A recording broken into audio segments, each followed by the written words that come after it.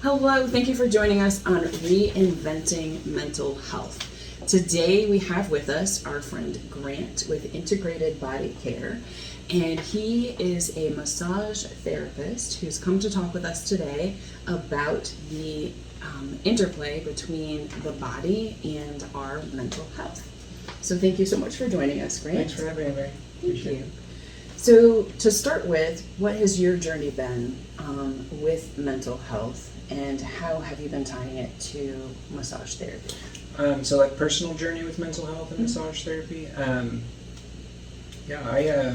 probably like most people have had different points in time where there was seemingly like dark or heavy times in life, and things can feel very overwhelming or burdensome, and hopelessness and things like that can kind of set in. So I've experienced things like that from different circumstances in my life, and as well as physical trauma too, to kind of either with those times or that like resulted from some of those times. So one good example is just a severe motorcycle impact accident that I was in. Yeah, and so going through the aspect of it for mental health, feeling hopeless, feeling overwhelmed, to also dealing with the pain associated from the accident, and then trying to cope with life afterwards. So it's like not only am I physically now limited in how I function, but also like all I can think about is what happened, and like it just consumes everyday life, just about it creeps into every aspect of life. And during that time,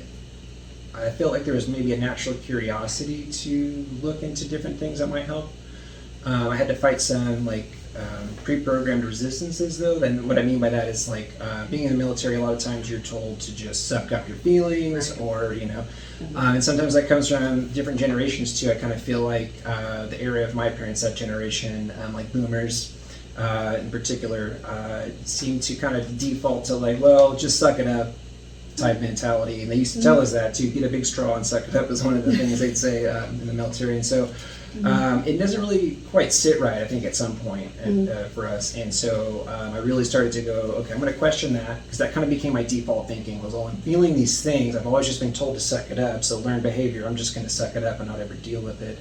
Something broke through at one point in time. I think a friend was just there with me, like kind of listening and really like examining what was going on. And he was just giving me honest feedback, like, dude, like you need to look at things to help you. You got to heal from this stuff, physically and mentally. And was introduced to massage therapy that way. And at first I remember when he had brought up that word, massage therapy, it struck me as odd, because like growing up, you don't really know what that is. It wasn't something that my parents took me to go get, and it's not often spoken about, I think, in circles of like, especially like the military or maybe even law enforcement, HVAC, like these, like what we would call like high stress, male dominated like industries, and you've got a lot of ego, you've got a lot of different things going on, and you don't really know what to expect. So when he said, hey, let's go get a massage, I was like, that sounds odd to me. Why would you even throw that out there? And he's like, no, if you've never had a massage, you should go experience what it is, so that way you have an understanding. But he goes, I believe that it would help you. And so because he was a friend, there was already that level of trust there with what he was telling me. I said, okay, I'm going to push past that bias that I had initially and just humor the guy and go with him. And I tell you what, like I never have felt, I was so blown away after the end of a 1-hour session. I was very much like, I've got to come back, because I have never experienced that particular thing in my life. And I know just from what I'm feeling that it was really good for me overall. Okay. Yeah. A lot of men do avoid massage because they think it's a woman thing, or it's too girly and I don't really need that. Yes, exactly. I had one client one time say the only reason he had come in is because his wife had dragged him there, and so it was like, all right, well, I hope this is good. I'm glad you're here regardless of why, but yeah, exactly. Okay. What's the most surprising way that you've seen massage help someone with stress, anxiety, or even grief? The most important way? Oh, I'm sorry, can you restate the question? Most surprising way. So I think that brings me back to, I had a client that, unbeknownst to me prior to the session, was dealing with kind of watching her husband whittle away from dementia. And so she, being fully cognizant of everything, like in charge, had seen the effects of it over time. And so I was surprised that during session she began to sob. We started to work around her neck and the back of her head, and I remember going to move her arm so that way we could begin to work down her arm. And something within this realm, like where the work was being done, had triggered something to release from her regarding this, and she started to sob. And so normally if a client has an emotional release like that, you'll kind of just respectfully observe. Sometimes it's good to check in, like, are you okay? Do we need to stop, or do you need a break, or do you need some water or tissue? And she was saying, no, this is okay. Like, it feels like grief from watching my husband, who I knew, he's not even the same person anymore. And so it just, I think the surprise is that someone would feel safe enough in that space to react that way, to let their emotions come up and out, express them, and then kind of follow up with what it was and be able to share that. It's humbling too. So yeah. And I see you brought the book with you, The Body Keeps Score. So we know that the body does hold trauma. So what have you seen in doing your work, cases like that where people do have those releases? What have been some of the experiences? So there's that one. That one I think was the major one. My own self, with that motorcycle injury that I was referring to earlier, I had an injury to my right shoulder. And when I found a skilled massage therapist and I'd seen this person probably 2 or 3 times, it kind of established a layer of trust. And I felt mechanically at one point there was a needed separation of the tissues that had been stuck and jammed. And so the initial incident caused the adhesion and the issue. And because of guarding behavior that I was guarding myself here and I was guarding here, this became stuck.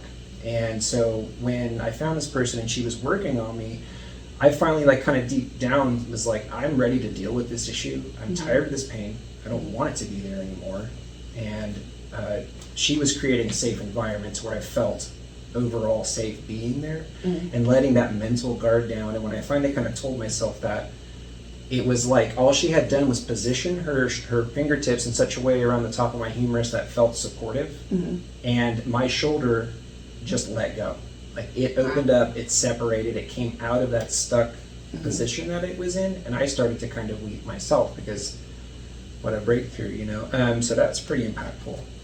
Absolutely. Yeah, biggest relatable experience, I think, with that. Okay. Can you explain how massage can actually calm the nervous system or reduce things like worry and depression? Oh yeah, absolutely.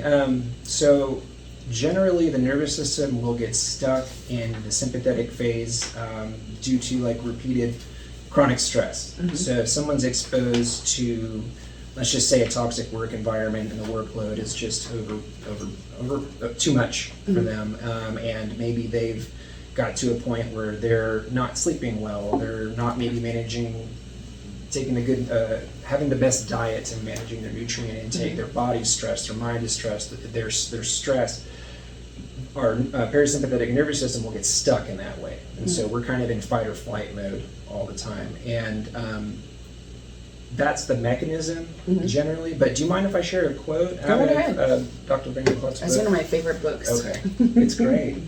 Okay, so this is chapter 5, and that's called the Body-Brain Connection. And it's Charles Darwin, and so he says, I'd like to read the quote and then just Vanderklot's follow-up on that, if you don't mind.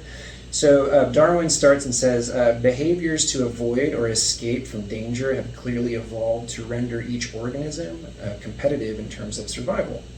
But inappropriately prolonged escape or avoidance behavior would put the animal at a disadvantage in that successful species preservation demands reproduction, which in turn depends upon feeding, shelter, and mating activities, all of which are reciprocals of avoidance and escape. And so then Vanderklot comes up and he says, and follows immediately, says, in other words, if an organism is stuck in survival mode, its energies are focused on fighting off unseen enemies, which leaves no room for nurture, care, and love.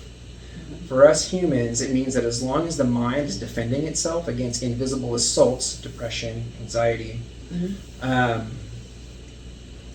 or our closest bonds are threatened, along with our ability to imagine, plan, play, learn, and pay attention to other people's needs. And I also want to add, other people's needs could be our own needs. Sometimes we forget to really take care of ourselves. Yes. And we're so focused on other people's needs. People pleasing, I think, is a term I've heard a lot lately. I've had to break some people pleasing habits myself, but we forget that we have a body and we have emotions and we have a mind and a heart that all need, time and healing space. Absolutely. Yeah, we love that book. We in neurofeedback, we actually use his brain training protocol for trauma. Oh, cool. And it is amazing at just releasing all of the memories and the walls that somebody has put up around their trauma. Interesting. Okay, can I add to that? Sure. So with releasing that sympathetic into the parasympathetic, human touch can convey a lot of helping to unlock that. What I mean is when we feel safe with the person that we're around, our mind then in a way feels safe to kind of not be on guard against something. When you're perceiving the person you're with as friend and not foe or not a threat, then the guard mentally can kind of come down. And then when we're vulnerable enough to put ourselves in a position where we're laying face down on a table, and somebody comes up and they're just saying, hey, I'm here to help you heal yourself, essentially. I'm just here to kind of guide that process. There is a release that the body can feel, and I felt it myself. There's times where I'll come up and it's like there's this sense that I'm getting of like this person is holding themselves in a way. So muscles are contracted, their joints are rigid and stiff, and they just look stiff. Yes. And then there's the initial, it's very important, that initial contact. So if you come in a room like Tasmanian Devil, there's so much audio stimulation, you're bumping into tables or you're knocking things over, or you're just loud. Right. That's going to throw their focus and concentration off. It's going to be overwhelming. If you don't come in there calm, in the right state of mind, ready, and acknowledging that your presence is playing a part on their overall comfort, you can kind of keep the lock position, if that makes sense. Yes. So I make it a point to, when I come in, that number one, when we come into the room, like the room smells good, there's good sounds, there's calm lighting, there's all this stuff. I'm speaking in gentle tones, and I'm making them feel as comfortable as possible at the pre-session interview, right? And then after a moment of seeing they're rigid, that initial hand contact kind of says a lot, like I'm here with you. And I'll give them that verbal reminder, like this is your time. I'm just here to facilitate. So start to focus on your breath, right? Become aware of the feeling of it going in through your nose and out through your mouth. Then there's a palpable sensation of the body releasing. And so that's kind of an unlocking too. When the body feels safe to kind of unlock and release and those muscles start to kind of relax, the nervous system too communicates to the mind like, hey, this is safe. We can kind of work together to create that kind of calming state. So have you ever had anybody who it took multiple sessions before they got to the point of being able to just breathe and release their muscles? Yes, absolutely. And I applaud them and I thank them for their patience in that. And it really is something to celebrate, because one thing too, we were talking earlier about the men not really fully understanding massage or seeing it a certain way. They have come not just once, so great job even showing up the first time. The second time, okay. But the third time I've noticed, or, give or take, they finally start to ease into it. Like I've got a client recently, it's his fourth session, and there's a noticeable difference. So when I first showed, so I do alcohols. So when I first showed up to his home, there was this heightened, there's this man here with this table folded up, right? This equipment, what's he doing? And I'm like, I'm here to help you heal yourself. It's like, sounds kind of weird, but he has had enough of the pain and he's ready to try. His wife said, hey, you should, try massage. And so, the third session, it was like, you could tell like the shoulders had come down, the breathing had relaxed. And by this last session, his fourth one, it was like, he was just ready to go. Like he knew the drill, his nervous, he had seen me several times. He knew how it felt and what was going to happen and how he felt afterwards. And he was just ready for it. So it was a noticeable difference. Yeah. Okay. So there's a lot of talk around, traumas and things being stored in certain parts of the body. Your trauma was in your shoulder and your neck because that's where your injury was. Yes, ma'am. But when you're doing massage, have you noticed that there are specific emotions tied to different regions of the body? I have. I haven't thoroughly studied all that, but just from what I have experienced from in my own practice, yes. And a lot of the information is gathered during the intake. Pre-session, the first interview especially, there's things that are told, so disclosed, like, hey, when I was a teenager, someone scared me so much that I've had this chronic headache ever since. And so then you go, okay, then I can start to ask questions, and we really start to get a lot of information that comes out, and it helps me to build a picture of what's going on with this person, because they're not just a body, they have a mind and a heart and a spirit in there too. So we need to know what's going on, because all of those different elements experience that trauma and what were their effects. And so the felt or seen effects are right where we can tangibly see. The shoulders are raised, the eyebrows are pulled back, ears are pulled back, so there might be a lot of restriction back here. So I would guess that maybe fear and things like that are stored probably upper body somewhere in the jaw. I've heard other therapists recall stories, vetted therapists, 20-year plus practicing, and she recalled to me this one client that experienced trauma at a young age, and her fear was fright. Someone had done something so horrifying to her that when she was reacting to what she was seeing and hearing, it caused her jaw to lock in place, and so she was stuck drinking out of a straw because she had to have soft foods that were very easy to kind of mushy digest, right? Yeah, and so with that, thankfully, she was able to recover from that particular modality of massage therapy, and so I'm sure that it does. I just don't know what specific regions, and I can't, quite go deeper than that. But yeah, it's amazing how the body, can take those fears and then lock something into place like that. Right. Absolutely. Are there specific massage techniques that you use for different mental health struggles, like gentle touch for grief versus deeper work for stress? Yes, Mary, and you hit right on it. That's a pretty good baseline. If someone's overwhelmed, chances are their nervous system is on, they're in that sympathetic phase. So it might, sometimes we'll call it burnout. There's different, I think, levels of burnout. Someone can be severely burnout or just in the beginning stages of getting there. So with the nervous system being activated and heightened, calm touch is probably the best to then begin to soothe, because if you come in just like a bulldozer and go straight for the elbow, right in the back, heavy pressure, that kind of stuff, and you're kind of mindless or careless with what you're doing, you are going to potentially put more burden on that nervous system, cause a negative experience, feedback, and then they're probably not ever going to seek massage. Maybe not again. Right. So you want to be gentle for sure with some people that maybe feel overwhelmed or depressed. A calm, gentle approach is really good for depression, especially anxiety, things like that. Now, if somebody's not in burnout or overwhelm and they're just sore and maybe kind of tired, deeper work would be appropriate. Just given the tools, you always got to be gentle. You can do deep tissue with your hands. It doesn't have to be an elbow. I just use that as an example. And rarely do I actually ever use the bone of the elbow. Mostly it's your forearm. It's soft, it's meaty, doesn't have a big prominence. But sometimes you need maybe a fine tool, so finger pads are really good. So some clients that said, I've had deep tissue, I don't want that, I'm scared of it. Number one, thank you for coming back, but two, deep tissue doesn't have to hurt. I let clients know that. If you had a bad experience with deep tissue, come see me, because you'll see that it doesn't have to be this painful experience, correct? So how does the body's nervous system get so stuck in these stress responses, and what role can massage play in resetting it? I just think, so in today's society, that's a really good question. We're exposed to a lot of things, Wi-Fi, radio signals, this high energy buzzing of electric power lines, things like that. Coffee is a big one, so we're overstimulated maybe with caffeine or energy drinks or things like that. They're so convenient to get. Even teas, certain teas have caffeine in it, and maybe we're not aware of how much caffeine we're taking in, but that causes a stress response too in the body. So we have adrenal burnout, maybe our workload's too heavy, bills are too high, things are getting expensive, economic things. So it's this big buildup on top of one another, and I feel like that's how we get stuck. It's literally just existing in today's society.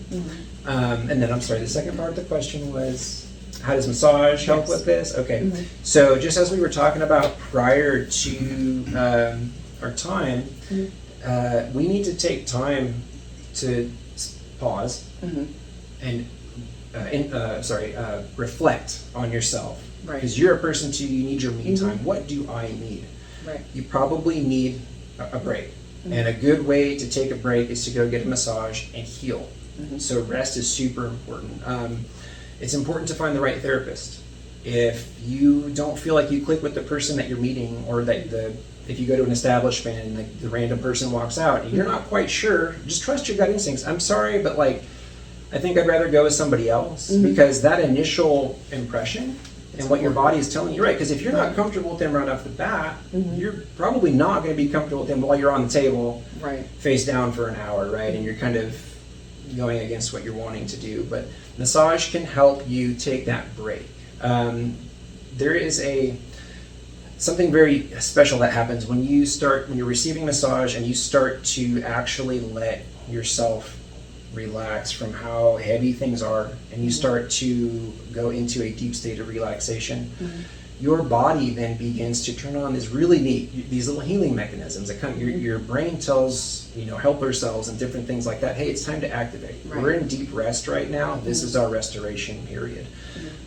So that's how massage can help. Is it can help us to come out of that sympathetic fight or flight mode and get into a rest and digest where we're healing. And it can really show us, by bringing us back in touch with ourselves, what we really need. There's been so many times that a client has come to me and is like, I've tried everything and I just don't know what to do. And I'm like, well, have you slowed down long enough to really listen to yourself? And the best way to slow down long enough, I think, would be like a minimum of a 1 hour massage with a therapist that you're comfortable with, in a setting that you're comfortable with. And when we're quiet and we're focused on ourselves, our eyes are closed generally, and we're just feeling things, our body will start to speak to us. And it will say, hey, man, my kneecaps are sore, or my neck is very tight. My lower back is really hurting, or my feet are achy. And so, perfect, let's address that. And then after that time, and you've let yourself kind of heal, you'll realize, man, I probably need this more often, whatever that interval is. Sometimes it's once a quarter for some people, once, I wouldn't say a year, but maybe, a little bit longer than that, depending on your schedule and budget and stress levels. But something like that's what you need to do, is to get in touch with yourself, to slow down long enough to know what's going on. And massage can help with that process. Okay. So with all the wellness trends that are out there, what's one overhyped idea about massage for mental health, and what's a benefit you think is underrated? Overhyped. So I thought about, I don't know if there's an overhyped term, I really don't, but I feel like it's maybe not hyped enough. That massage is something that can help with mental health in a massive way. So, and then one thing that you think is a benefit that is underrated. That's underrated. Getting massage. Yeah, because I think until you really experience what that is, it's hard to really understand how it can help you. So, if someone says, hey, I would like to go get a massage, or you should get a massage. If you haven't had one, or if you've had a bad experience, or it's been a really long time and you don't remember what it's like, it could be easily kind of written off as sure, okay, got it, right? But until someone comes and you feel for yourself that experience of, okay, somebody that is mindful, is here and cares about me getting better, they are using touch in a way that is wow, I suddenly was stressed, and I feel myself getting warm and relaxed and calm and kind of sleepy maybe. And if you fall asleep, great. Maybe you needed a nap. You probably did need a nap. So, I'm so sorry. I just lost my train of thought a little bit. No, you're fine. Okay. Underrated. Yes, getting massage. Thank you. Yeah. It really does help. It really does help. And again, I can say that, but go experience it. Go get a massage from somebody. If it's not myself, go get it from somewhere. Okay. So how would you weave massage into a broader mental health plan, say alongside therapy, meditation, or exercise? Just implementing it. And if you've if you've got a therapist that is kind of with you, and you'll know what I mean if you have one that's not, it's just kind of like, hey, thanks, see you later, or someone that's sitting with you and giving you good tips and pointers for at home, just implementing it at whatever your maintenance interval is. So I call it the maintenance interval. For me, it's like once every 4 to 5 weeks, I have to get a 90-minute deep tissue because of what I do. It's physically strenuous. Plus I have regular life stress too. And if I go longer than that, I can kind of tell I'm starting to ache or get stuck or be sore. But everybody's maintenance interval is different. So I was mentioning earlier, I think a year is probably a long time. Right. But like I've got some clients, their maintenance interval is once a quarter. Some it's once a month. Everybody's situation is totally different. So to answer your question, just integrate massage at some interval would be helpful. Okay. For someone curious about using massage to support mental health, what's the first step that they should take to find the right therapist or approach? Ask a friend or a family member, somebody that you already know, love, or trust, or all three, and see who they recommend. Because like me, I wouldn't refer anybody to another service or person if I didn't think that they would actually deliver on what it was. You know, that's your reputation kind of riding on that referral. So I just say ask the people that are closest to you that you already trust. Okay. So if somebody is local to our area here in Texas, how do they find you? You can go to integrated-care-bodywork.com. You can search my name, Grant Maceri, G-R-A-N-T. Last name is M-A-C-E-R-I. And I should come up. But word of mouth is probably the only other thing. But yeah, if you're just searching my business name or my name. Okay. And I've got a little logo on here. Do you think that would be helpful to kind of show the camera? Okay. The audience? Is that they're looking for you? Yeah, so Integrated Care Bodywork, a whole human approach to massage. And do you guys have a website? Yes, ma'am. So it's just integratedcarebodywork.com. Okay. And we'll make sure that we include that too when we post the video. Okay, thank you so much. Thank you so much for joining us in Reinventing Mental Health today. Make sure to like, subscribe, and click follow.